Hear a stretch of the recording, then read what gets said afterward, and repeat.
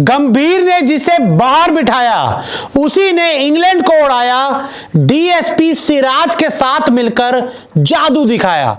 Indian team lead test match हार गई थी और बर्मिंघम टेस्ट जीतना टीम इंडिया के लिए हर हाल में जरूरी है, क्योंकि यहां पर अगर आपने सीरीज को एक एक कर लिया तो फिर आपके पास सीरीज जीतने का मौका होगा। और अब दूसरा टेस्ट, जी हां, दूसरा टेस्ट पूरी तरह से इंडियन टीम की पकड़ में आ चुका है, क्योंकि एजबास्टन टेस्ट मैच के दूसरे दिन जो इंडियन टीम ने पहले बल्लेबाजी और फिर गेंदबाजी में किया, उसके बाद तो हम यही कह सकते हैं कि बर्मिंघम पूरी तरह से मुट्ठी में है। क्या किया इंडियन टीम ने, आपको बताते हैं।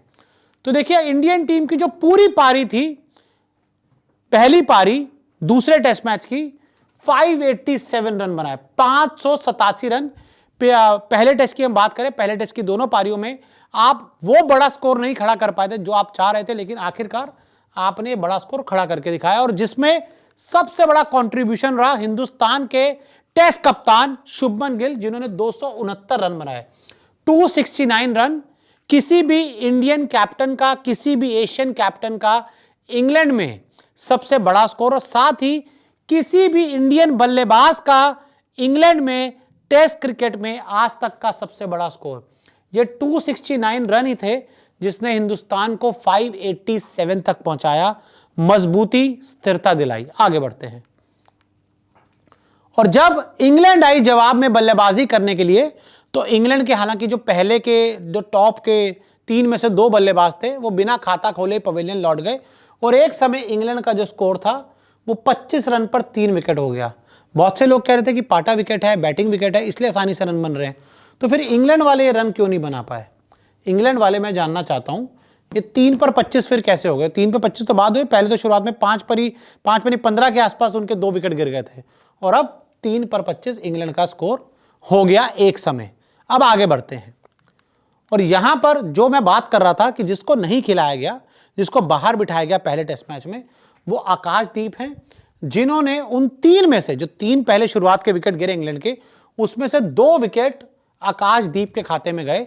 आकाशदीप ये मैच तब खेले जब जसप्रीत बुमराह ने वर्कलोड मैनेजमेंट की बात बोलकर वो बाहर बैठे। अगर बुमराह खेलते तो आकाशदीप को आप पहले टेस्ट मैच में भी नहीं खिलाया था, आप इस टेस्ट मैच में भी नहीं खिलाते, लेकिन अब जब आपने उन्हें खिलाया तो उन्होंने आपको तुरंत 2 विकेटें तोहफे में लेकर दे दी। शानदार गेंदबाजी, अंदर आती गेंदबाजी, बाहर जाती गेंदबाजी।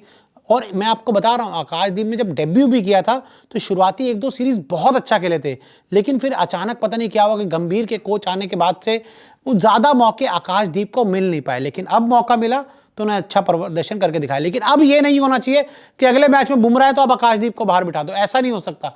आपको गेंदबाजों को, बल्लेबाजों को लंबा रोप देना ही होगा। साथ ही बात करते हैं, मोहम्मद सिराज ने भी शुरुआत के जो इंग्लैंड के 3 विकेट गिरे, उसमें से 1 विकेट मोहम्मद सिराज के खाते में भी आया। देखिए, जो दूसरा टेस्ट मैच है उसका दूसरा दिन पूरी तरह से हिंदुस्तान के नाम रहा।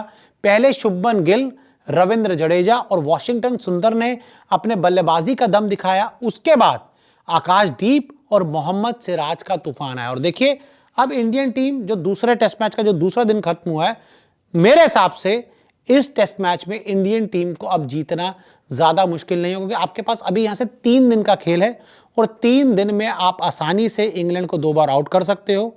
और जब आपने सामने पहाड़ जैसा 600 रन बना दिए तो फिर आपके लिए इंग्लैंड को 2 बार आउट करना मुश्किल नहीं होगा। तो मेरा तो मानना है इंडियन टीम इस टेस्ट मैच को जरूर जीतेगी। आपका क्या मानना है, हमें कमेंट करके जरूर बताएं।